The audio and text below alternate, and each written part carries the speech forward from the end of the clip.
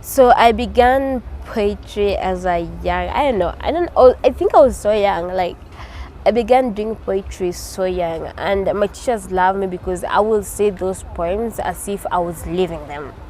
Like, I was in the shoes of those words I was speaking that came out of my mouth.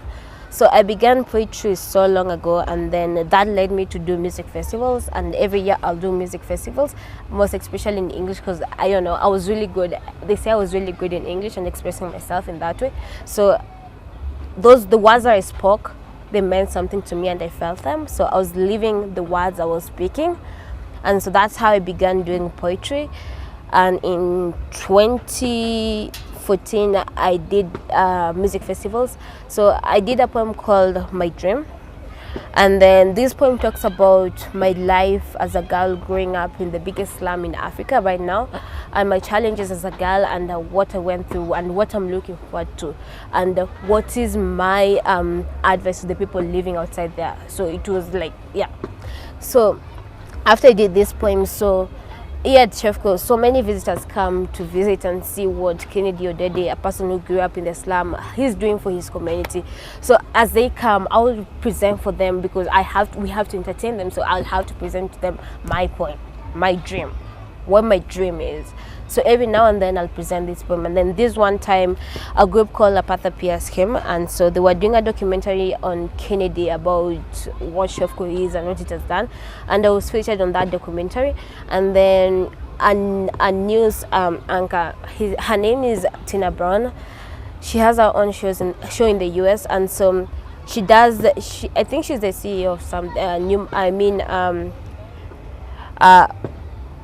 Women of something summit, Women in the World Summit. And so she invited me to be one of the speakers as a girl living in the slums. What is my story? What can I tell the rest of the people out there? So I was invited in 2015. I traveled to the US for the first time. Most of the time we'll always see white people coming to visit us, and I'll always tell my mom, today there's a white person who came.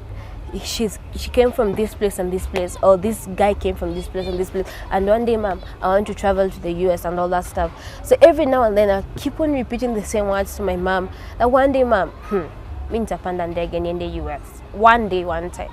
So when I was told the news, I didn't really believe it. I was like, they're just joking around, this is not real. So I was like, okay, because for you to travel, you have to have a passport and a visa. So none of that was already done for me. So I was like, it's not happening. This is not real.